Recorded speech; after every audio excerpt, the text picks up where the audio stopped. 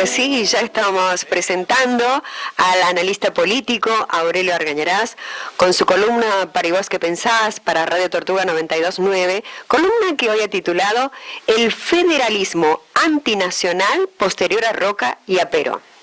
Vamos, Aurelio. Nunca olvidé una nota escrita en la década del 60 por Alfredo Terzaga, sí,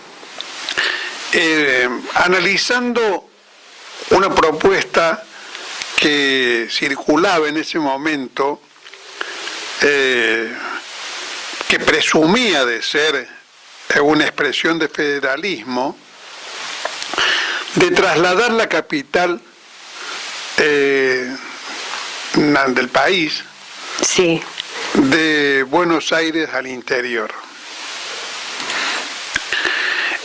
Terzaga no dudaba en calificar esa propuesta, esa idea, sí, como una propuesta oligárquica y antinacional, sí, determinada por el hecho de que Buenos Aires, la que en el siglo XIX había sido unitaria y antinacional, librecambista, y el centro de la oligarquía argentina, había pasado a ser, después del proceso de industrialización que comenzó después de la década de la crisis del 30 y que se hizo mucho más intensa y extensa durante los gobiernos peronistas, el centro obrero más importante del país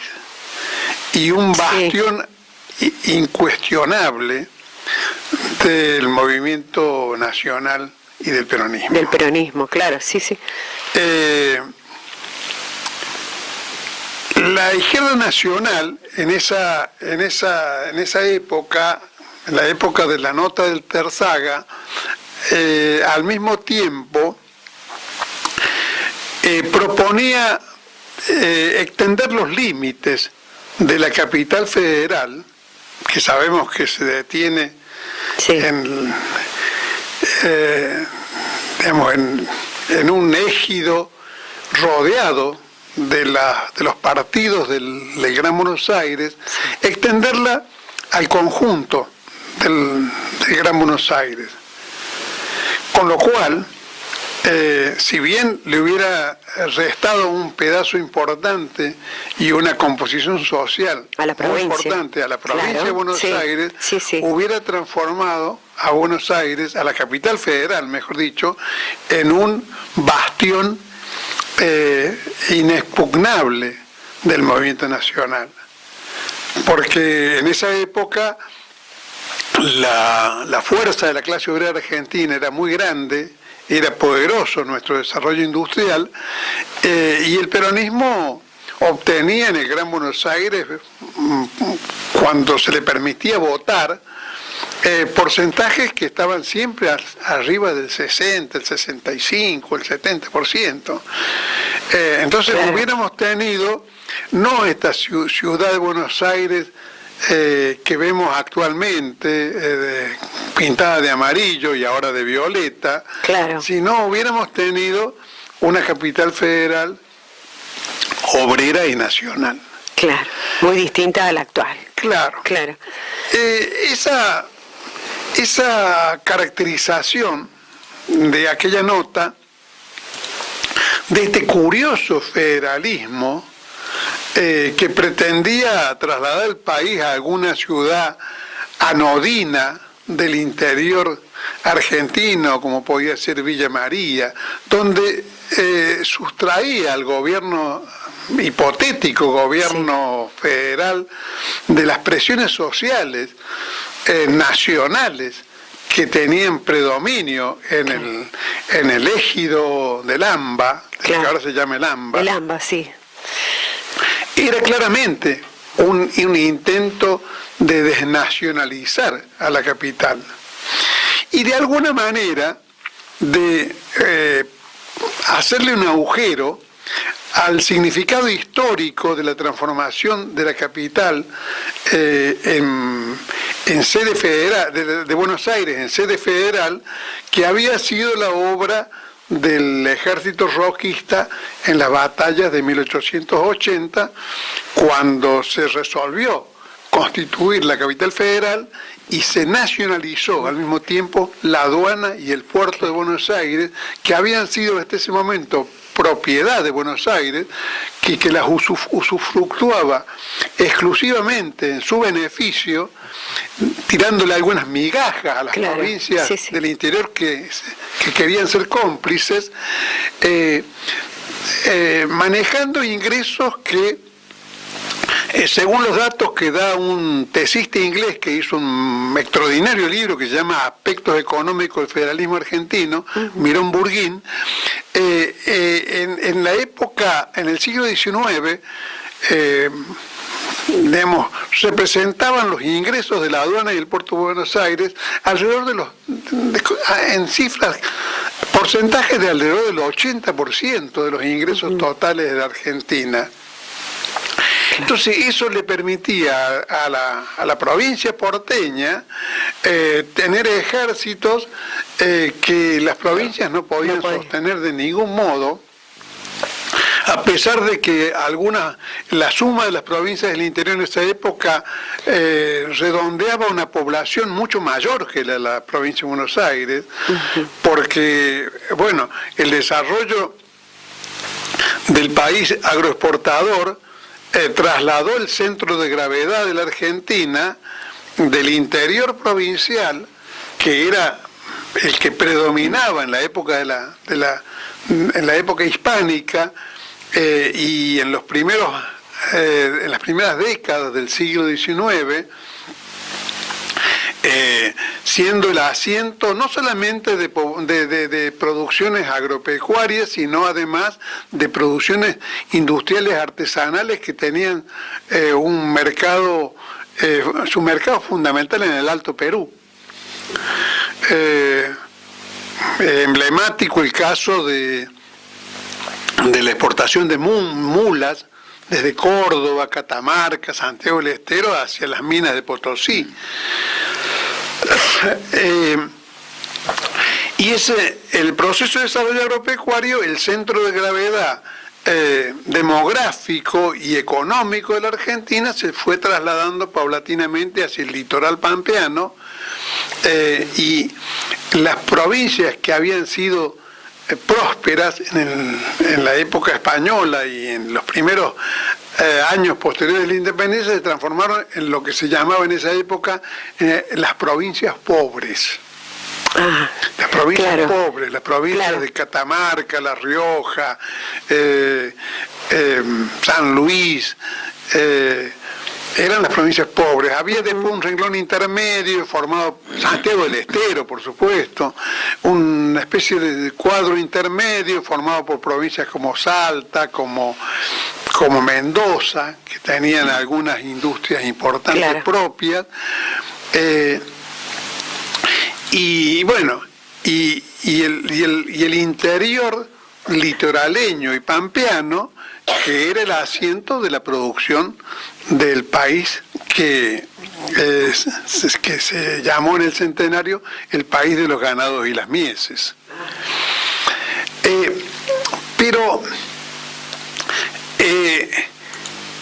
las provincias del interior, que eran el asiento de un federalismo auténticamente nacional, el federalismo del siglo XIX, eran acusadas por los porteños, inclusive Sarmiento lo dice muchas veces, de una especie de localismo.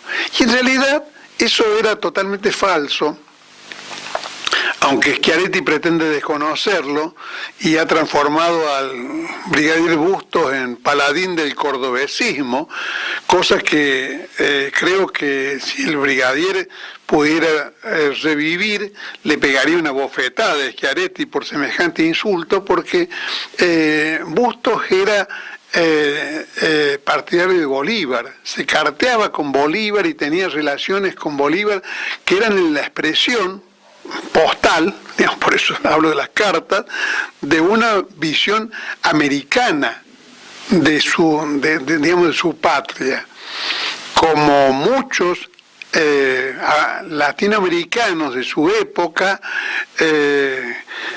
Bustos se consideraba americano, ni siquiera argentino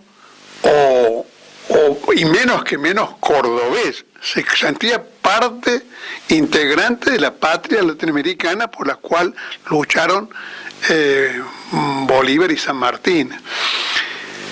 Y entonces, en realidad, que el retrato de Bustos esté en el Panal, en Córdoba, es fruto de la necesidad que ha tenido Schiaretti de encontrar un taparrabos que impida que advirtamos con mayor claridad la esencia neoliberal y oligárquica de su posición política, así como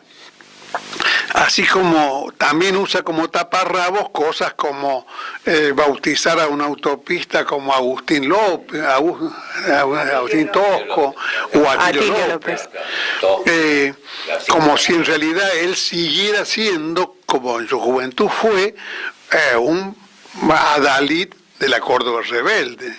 O, bueno, no en su juventud no era un adalid, en tal caso era un militante más, pero era un militante de la Córdoba rebelde, de la Córdoba del Cordobazo, no de la mesa de enlace y de los fondos financieros internacionales como ha sido después. Entonces ese federalismo, el federalismo que respaldó a Roca en el 80 y que era parte constitutiva y base social del ejército roquista, no solamente no tenía una visión localista, encerrado en lo provincial, sino que quería constituir un Estado nacional potente. Y lo logró. Al federalizar la ciudad de Buenos Aires, la aduana y el puerto, logró constituir, y a partir de Roca tuvimos un Estado nacional fuerte que, como tenía un origen provinciano, porque había enfrentado al porteñismo. Era tucumano, Roca. Claro, Roca era tucumano, sí, pero tenía base en San Luis, claro, los federales de Entre Ríos, los federales de San Luis, los federales de Mendoza, los federales de Córdoba, los viejos federales que habían luchado contra Mitre apoyaban a Roca. Claro. Como tenía una base fundada en el interior, el origen... uno de los orígenes de Roca había sido la Liga del Interior, claro, fundada por su cuñado Juárez Selman. El Estado roquista era un Estado fuerte. Roca es el principal, el líder de una generación que construyó el Estado argentino, construyó sus Fuerzas Armadas, construyó su sistema de educación pública, construyó o sentó las bases para la construcción del sistema sanitario, transformó a la Patagonia en un conjunto de territorios nacionales que dependían directamente del Estado Nacional. No eran provincias. La mención a Perón, que en el título nota, es porque en realidad Perón no solamente no dio marcha atrás respecto del Estado roquista, sino que lo hizo más fuerte todavía y perfeccionó la obra de Roca con la transformación de los territorios en provincias. Transformó en provincias la provincia de Chaco y todas las provincias patagónicas, incluida la provincia de La Pampa, que era territorio nacional, y donde los argentinos solamente de esos territorios solamente podían votar en elecciones municipales, no eran electores, claro, para el gobierno nacional. Pero ese Estado, el Estado roquista, y durante toda la época posterior, y hasta Menem por lo menos, el Estado mantuvo una conducta con matices, pero en general invariable, de ser un Estado que redistribuía los recursos tributarios de la nación, dándole a las provincias pobres más de lo que recaudaba en esas provincias. Transfiriendo a esas provincias una recaudación más abundante que obtenía en las zonas más prósperas del país, como todo el litoral pampeano. Y que además era el principal sostén del sistema sanitario, del sistema educativo. En todas las provincias abundaban, aunque hubiera escuelas provinciales también, pero abundaban las escuelas nacionales, abundaban los grandes hospitales que eran, sostenidos por la nación y eran gestionados por el Ministerio de Salud de la Nación. Esos hospitales fueron los que extendió después el Ministerio de Carrillo, en la época de Perón, construyendo grandes hospitales,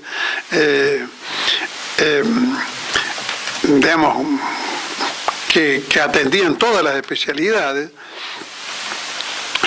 Y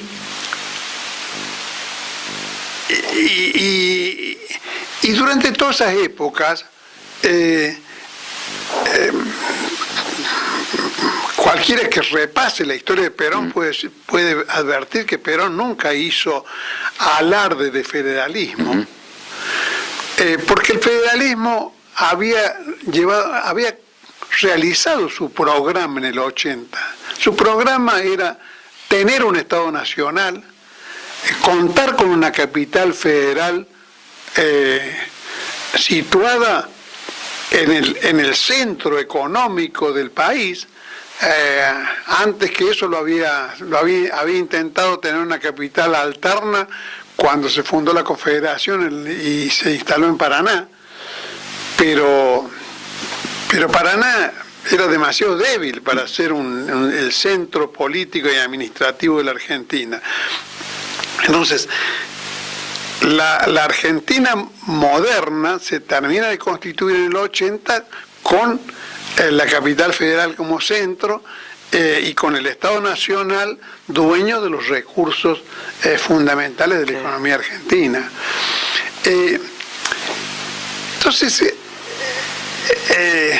y a nadie se le ocurría disminuir el rol del Estado Nacional. En ese sentido, yo diría que el más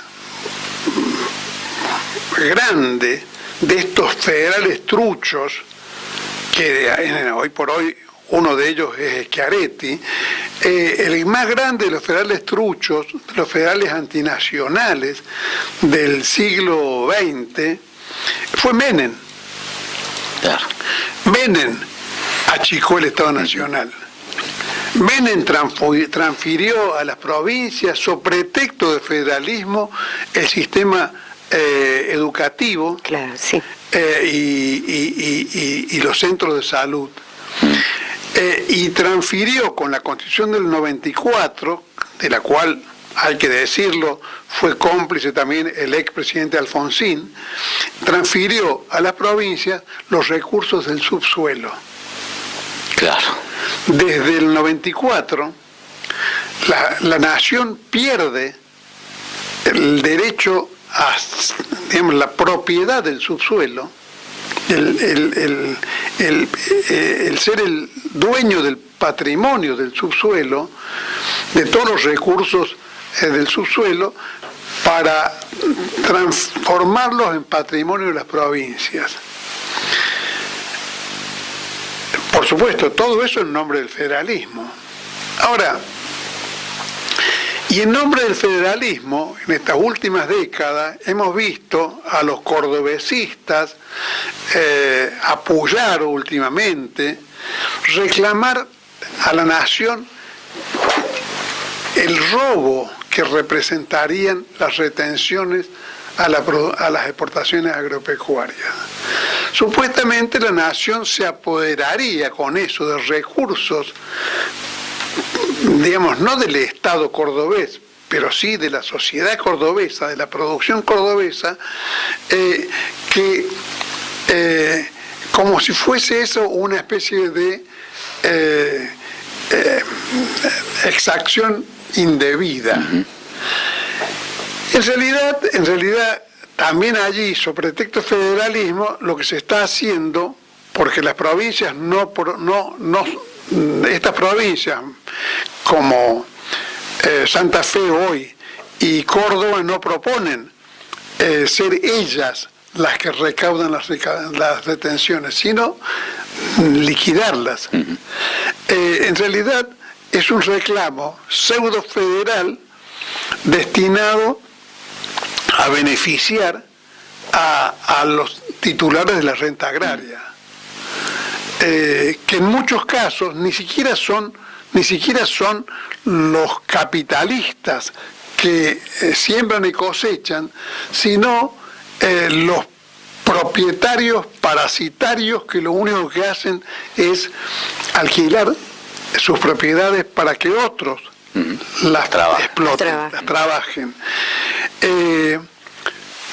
Algunos agrónomos me han señalado el dato, me han facilitado el dato de que si las retenciones bajan o suben, uno de los beneficiarios en el caso de que bajen, y por supuesto si desaparecieran, es el propietario ocioso, porque el arrendamiento de la tierra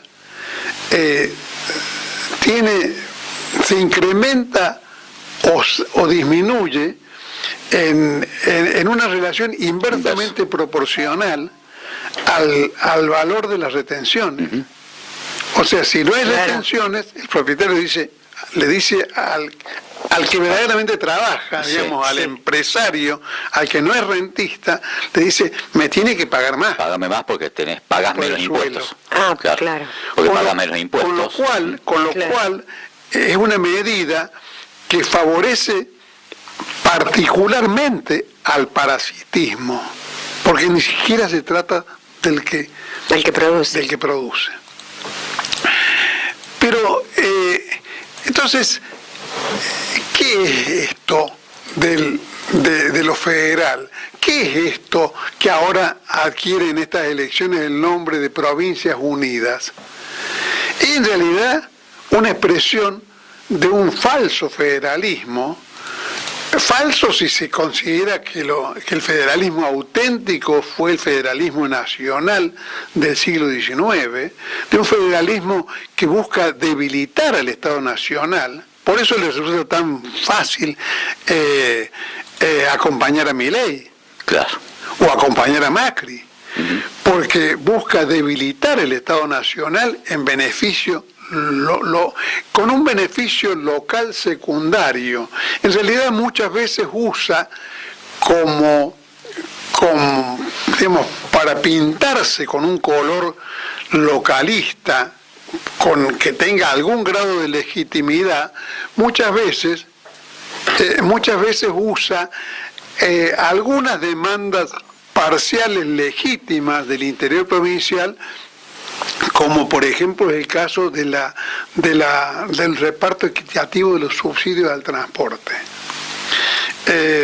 Allí ha sido verdadero que no Buenos Aires, el Estado Nacional ha privilegiado durante mucho tiempo, y lo sigue haciendo incluso ahora también con Milei, el subsidio al transporte de la ciudad de Buenos Aires y del Gran Buenos Aires, siendo infinitamente más mezquina cuando da algo con los subsidios a los usuarios del transporte urbano de pasajeros de las ciudades del interior. Ese reclamo es legítimo, pero no alcanza para definir una bandera federal. En tal caso se trata de una cuestión parcial, pero no tiene ni por cerca la magnitud que tiene el reclamo de que la nación no se lleve recursos tributarios de la provincia para, debilitándose, achicándose, como de alguna forma, con distintos matices, han propuesto Macri o ahora Milei y todos los liberales, los neoliberales, achicándose y cediendo ante la nación. Los resultados de ese federalismo menemista han sido en todos los sentidos un enorme retroceso para el país. Las provincias, por ejemplo, que tienen recursos energéticos, recursos petroleros, y que desde Menem para acá son los dueños, los titulares de esos recursos.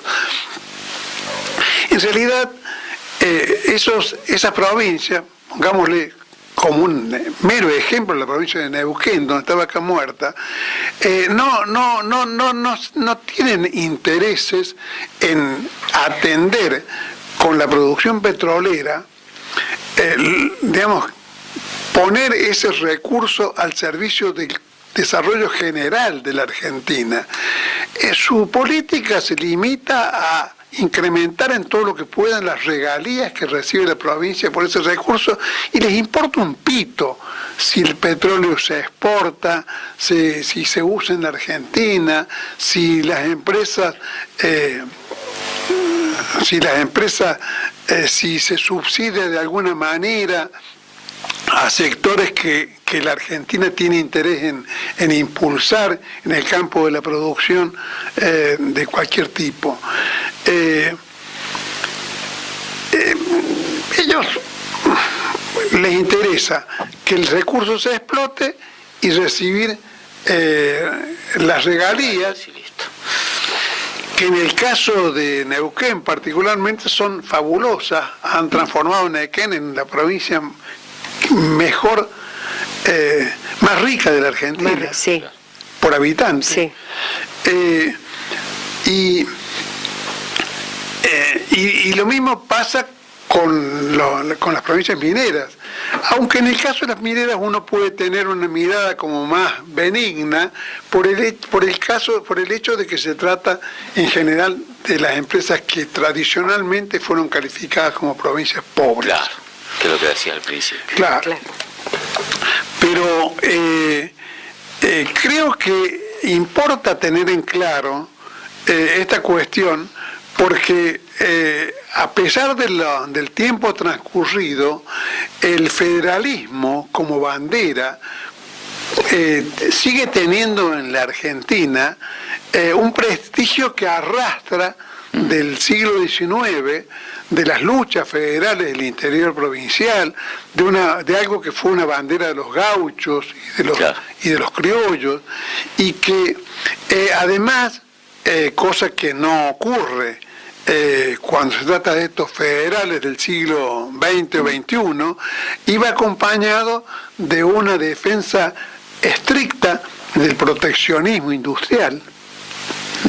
Los federales eran proteccionistas porque las provincias, no agropecuarias, querían defender sus industrias, que eran industrias artesanales, no eran industrias modernas, pero que otra política estatal hubiera respaldado para modernizarlas y transformarlas en una producción industrial moderna, y que en lugar de ser un país agroexportador fuéramos un país más parecido a Estados Unidos, claro, con un desarrollo integrado. Claro.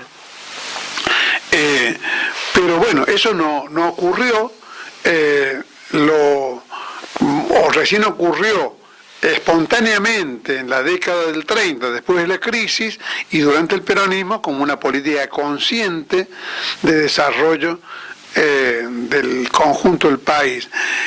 Es importante señalar, por ejemplo, que entre los pecados que se podría o las faltas o los errores o las limitaciones que se podría señalar en el proceso del kirchnerismo.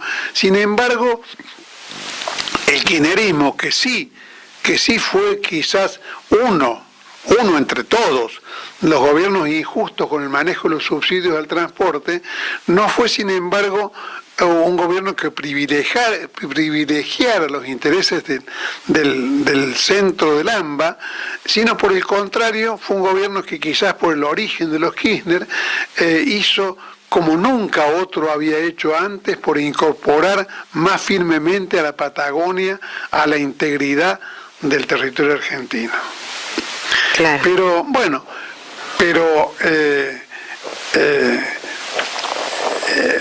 este federalismo tiene un signo contrario, tiene un signo de cuestionamiento y de desinteresarse del poder del Estado Nacional, aceptar un poco la situación como una situación dada, toda la herencia del menemismo, que en realidad habría que proponerse, revertir, porque la nación se ha desentendido salvo casos particulares, como podría ser el emblemático caso del Garraham ahora, pero la nación se ha desentendido del problema sanitario global de la Argentina. Eso ha pasado a ser responsabilidad de las provincias. Claro. Federalismo ha dado vuelta, digamos. Claro. Y bueno, yo quería señalar eso porque creo que es un tema en relación al cual se sabe poco y hay una relativa confusión en la opinión pública acerca del signo que tiene que tienen federalismos semejantes a nuestro lamentable cordobesismo. Yo con eso termino, indignado frente a lo que representa hasta desde el punto de vista simbólico el cordobesismo. Siempre me preocupo de señalar que no soy un cordobés, sino un argentino nacido en Córdoba.